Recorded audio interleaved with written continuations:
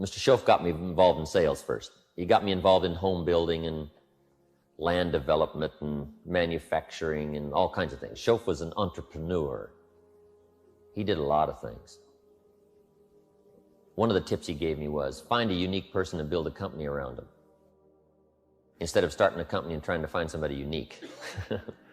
I've tried it both ways, right? He had a lot of tips. But he got me in sales. He said, look, try sales for a while because you'll learn more about human behavior in sales than anywhere else. You'll run into this incredible variety of people. And he said, you'll just learn. It's worth a university education to get in sales. Talk to people from all walks of life, people with all kinds of problems, happy people and sad people, people that don't need any help, people need lots of help. Just get out there and see the people. He said, you'll get educated about human behavior and life and what's going on, how to identify. Just find out about life by getting out there and mixing it up in sales. I found out he was right. So I got this incredible education in sales. But he gave me this, how to make a good presentation. And I got pretty good at it. In fact, I used to hear people say, hey, you got to be one of the world's great salesmen. I thought, wow, the man has taught me well. Somebody else would say, hey, I've heard them all. You got to be one of the best. I thought, I've got it made. And then one day, the awful truth dawned on me. I said, wait a minute, something's wrong. If I'm one of the world's great salesmen, how come they ain't buying? I was getting faked out. See, I was being congratulated for my presentation. I had yet to master the art of persuasion. Something interesting to keep in mind, and that is, there is a difference between presentation and persuasion. First, you learn to make a presentation. Then you learn the art of persuasion. Because I got a little faked out on this at first. So there's a difference between presentation and persuasion. There were two great orators of antiquity. One was Cicero. He was Roman. The other one was Demosthenes. He was Greek. And they were both great orators, great speakers. But it was said of Cicero, when he spoke, everybody said, what a great speech. It was said of Demosthenes, when he spoke, everybody said, let us march. And that's the difference between presentation and persuasion. And if you haven't picked up this phrase yet, now's the time to put it here. Results is the name of the game. If I can persuade you for results. Some people teach for others to learn. Some people teach for others to use. Hopefully, I fall in the latter category. I don't want to know you're great on this stuff 6 months from now. I want to read your bank balance 6 months from now. Your style, your language, the changes, the results, tangible, intangible, progress, steps. See, that's what it's all about. Results is the name of the game. And here's the art of persuasion. Let me give you a few simple keys to remember in learning the art of persuasion. First of all, become a good storyteller. It's one of the best ways to persuade is to use stories. Jesus, master teacher, was the great storyteller of all time. He said the kingdom of heaven is like a man, it's like a woman, it's like this, it's like this. Always telling a story. Human stories to illustrate what you're trying to get across. So become a good storyteller. Now, to be a good storyteller, you got to collect stories. It's one of the reasons for your journal. Okay? It's one of the reasons for your journal is to collect stories. Just don't miss any of the stories that can help you. You just keep this handy and just jot down little things that come your way so you don't miss them. Keep your journal handy. Gather up the stories, your impressions, so that you can tell the stories of where you've been and who you've met and things you've read. Okay? Learn to be the teller of stories. It doesn't take much of a story. What was I trying to illustrate? Oh, we all need a little help. I was illustrating that one time. I said, I remember when I was a little bitty kid, the first day I decided I could ride a bicycle. I know I'm too little for my feet to touch the ground, but I thought I can ride one of those things. I'm just little. I said, I just need two things. First, I need somebody to hold it so I can get on. Now that I'd figured out, because I couldn't figure out how I could get on it and get going by myself. But I said, if somebody's to hold it and let me on it and then give me a push, I could ride it, right? I knew getting off was easy, right? Just fall off. I mean, that's easy, right? I've already learned that art. But I figured out if somebody held it, if I got on it and they gave me a push, I could ride it. So it doesn't take much of a story. Just be a storyteller. It'll get the point across. Okay? So be a gatherer of stories. Now, a daily journal doesn't mean you write in it every day, but it does mean you've got it handy. I wrote something from Bernard Shaw. People are always blaming their circumstances for what they are. He said, I do not believe in circumstances. The people who get on in this world are the people who get up and look for the circumstances they want, and if they cannot find them, they make them. Next, the art of persuasion is don't exaggerate. Correct handling of the facts. Nothing destroys credibility like a misuse of the facts. If it's 100, it's 100. If it's 500, it's 500. Make sure the numbers are correct and the facts are correct. Your meticulous sticking to the facts will make this credibility so strong. Here's another one in the art of persuasion, oratory. And if you're not, involved in sort of speaking in public or to groups of people, you may not be so involved in oratory, but even in personal conversation, really public presentation is only an extension of personal conversation. That's how you practice your public presentation, personal conversation. Don't make one separate from the other. Be just as good a storyteller in person as you are on the platform, or as you are in public, or as you are to your office or to your group or to your salespeople or your organization or whatever. Be a good storyteller wherever you go. Learn how to get your point across one-on-one, just as important as one on a group. Okay? That way you get lots of practice, because we're always talking and visiting and chatting with people. But make it a practice session. Now, oratory is just saying something extremely well for just a little burst of time. I have a little bit of it in the evening seminar when I come to the disease of attitude called complaining. It's in there.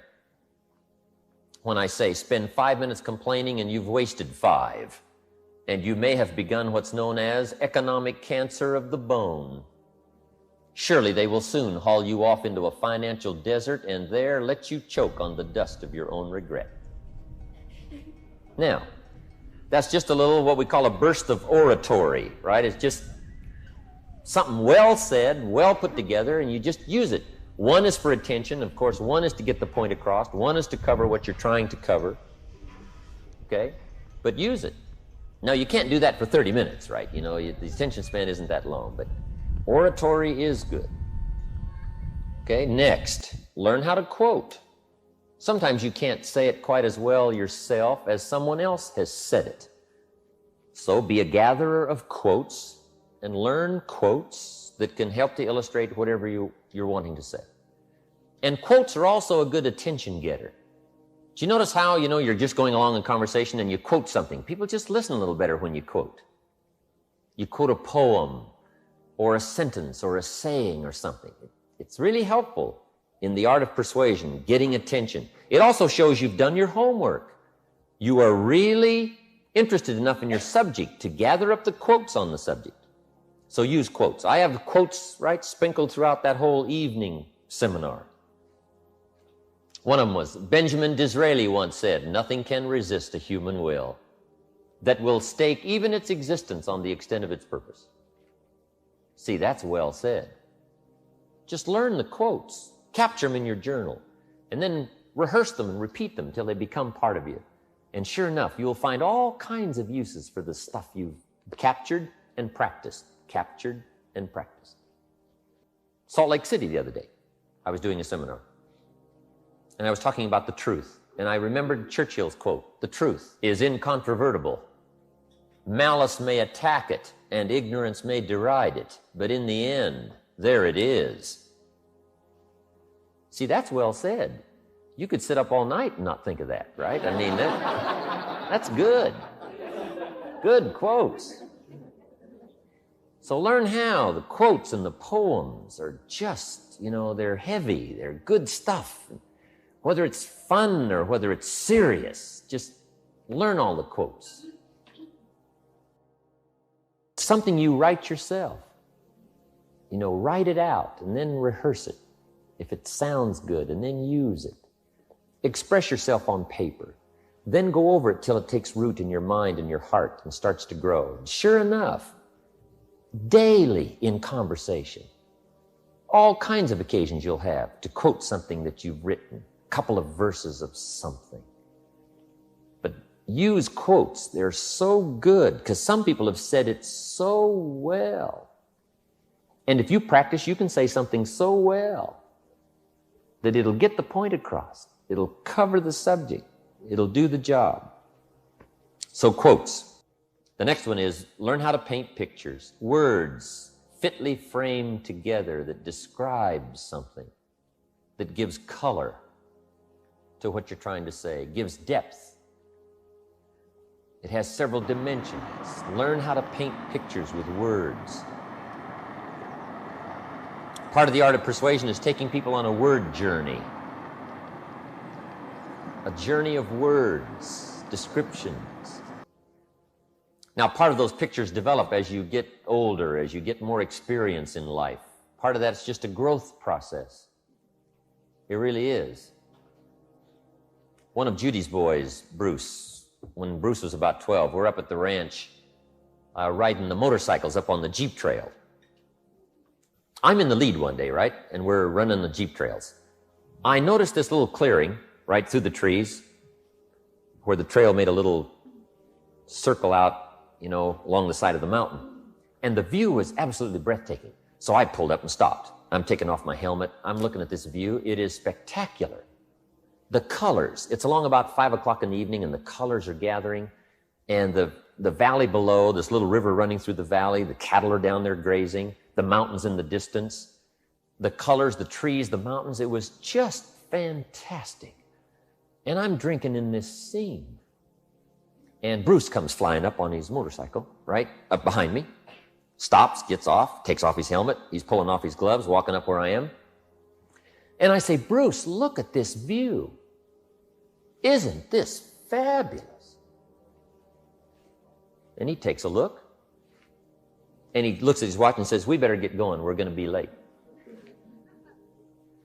And I thought, why doesn't this view affect him like it affects me?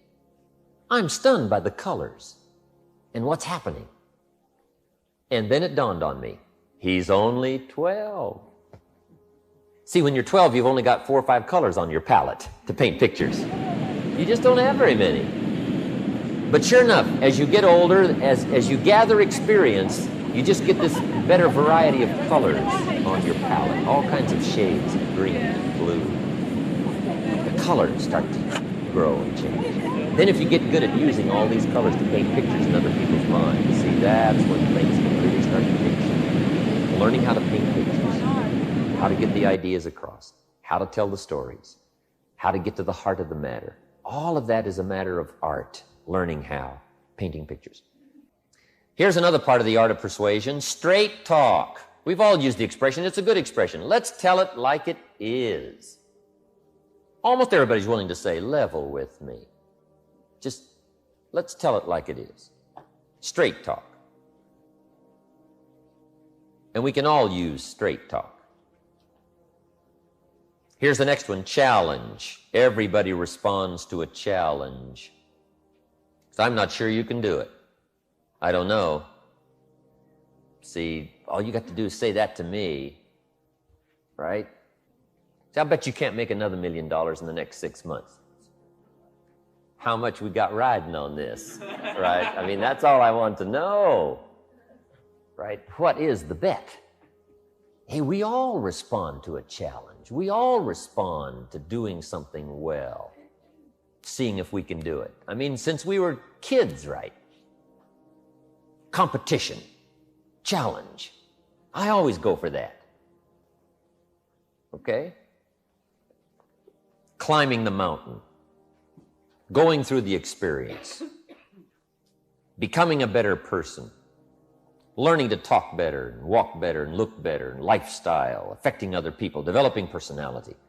There's challenges everywhere. And if you're good at giving somebody a challenge, whether it's a small one or a large one, whether it's a small step or a long step, just challenge people to change, challenge them to grow, challenge them to buy, to decide, to try, to move. If you're good at challenge, you'll be good in the art of persuasion. And last, in the art of persuasion, the greatest element in the art of persuasion is a passionate belief in something. We're all affected by people who passionately believe. Maybe it's an experience, or maybe it's a philosophical viewpoint, or political, or social, or something. These incredible people that have this unbelievable ability to feel strong, immensely strong about an idea. See, that'll affect everything else you do. A passionate belief in something. And probably the greatest illustration of this passionate belief and how it works in the art of persuasion is a story about Paul, the great leader of the early Christians, formerly known as Saul from Tarsus. After his conversion, he became a unique champion of the early Christian church. In fact, he had a nickname. They called Paul the Great Persuader. That's what they called him. I'm sure the story went around saying, if you don't want to be a Christian, here's a guy you don't want to get around. I mean, he's got this incredible story. If you get close to him, he'll put his story on you. And unless you're terribly strong, he'll get you. He's got this story. Not only does he have the story, but he's got this incredible ability to tell it. And sure enough, he must have been the great persuader. Once you get good at the art of persuasion, telling your story, learning identification and logic and reason, learning to paint pictures and solutions, learning to give quotes, write your own, make this whole mixture of communication something that is a daily important part of your life. And sure enough, if you'll get good at it, as you can, very few people will be able to escape your influence. Whether they're children or business people, family, friends, or people from distant lands. Communication, the art of persuasion,